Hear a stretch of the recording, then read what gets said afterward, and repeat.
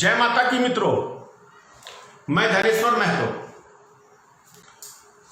कभी आप सफर में निकले हों और अचानक से आपकी जेब कट जाती है। अब वो जेब कैसे कटती है आपकी, तो जरा सा आप समझ लीजिए। जेब जब काटता है, जेब कतरा तो कैसे काटता है। आप ट्रेन में, बस में सफर कर रहे हो तो 4-5 आदमियों का टीम होता है जेब कतरों का, तो आपको चारों तरफ से घेर लेगा जेब कतरा और दो जेब कतरे आपस में किसी न किसी बात के लिए उलझ जाएंगे। उलझने के बाद आपका ध्यान वो दोनों व्यक्तियों के तरफ झगड़े पे चला जाएगा और जो 2-3 व्यक्ति आपके इर्द गिर्द हैं वो मौका पाते ही आपकी जेब तुरंत काट लेगा और आपको पता भी नहीं चलेगा।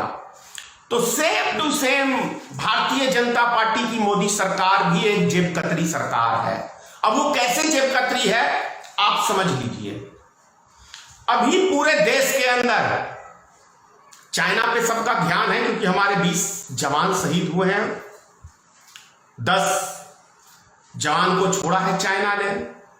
किस तरीके से हर देश के नागरिक का ध्यान बॉर्डर पे है और अंतरराष्ट्रीय बाजार के अंदर जो कच्चे तेल की कीमत मात्र अगर भारत में उसकी वो लागत सब चीज लगाई जाए तो मात्र 19 रुपए खर्चा आता है, तो 60 रुपया आपकी जेब से 1 लीटर पे काट रही है ये सरकार। पता भी नहीं चलने दे रहा आपको और सबका ध्यान बॉर्डर पे है।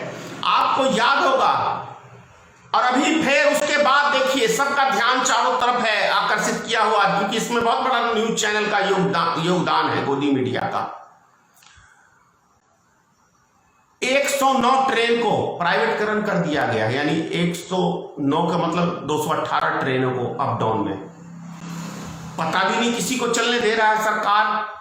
और यही सरकार है कि कभी भारत की शान, भारत की आन बान शान रेलवे मेरी जान, नरेंद्र मोदी भाषण में कहते थे।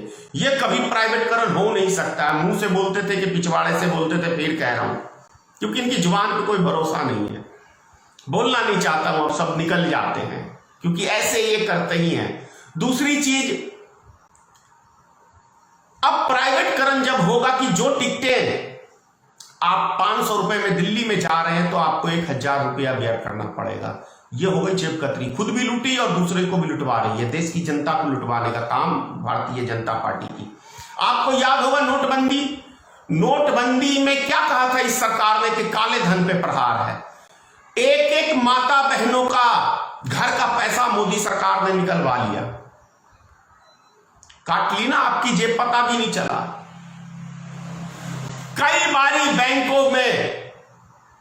बैंकों के ऊपर 3 बारी भारत सरकार ने इस 6 साल के शासनकाल में रोक लगा दिया आपकी ही धन के ऊपर और आपका पैसा आप ही को नहीं दे रहा।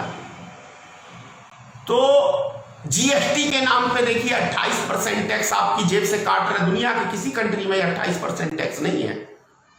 270% डीजल पेट्रोल पे दुनिया की किसी कंट्री में नहीं है। इसीलिए मैंने कहा, अब ये जब बोलते थे कि मैं देश कभी झुकने नहीं दूंगा, मिटने नहीं दूंगा, मैंने कसम खाई है, सौगंध है मुझे इस मिट्टी की, मैं देश झुकने नहीं दूंगा, मैं मिटने नहीं दूंगा, मैं बिकने नहीं दूंगा। लेकिन मोदी जी, आपने देश की एक संपत्ति को बेचने का, गिरवी रखने का काम कर दिया। अब सिर्फ रह गया है ये भारत देश की भूमि। अब इसको चाइना के हाथों में आप 10 किलोमीटर तो आपने बेच दिया। चाइना के हाथों में कितने का सौदा किया, 20 जवान हमारे शहीद कराए, ये सौदेबाजी ही है। और अब अमेरिका को तो पता नहीं है ये जेब कतरी सरकार कब आपको गुलाम बना दे विदेशियों के हाथ, इसकी कोई गारंटी नहीं है।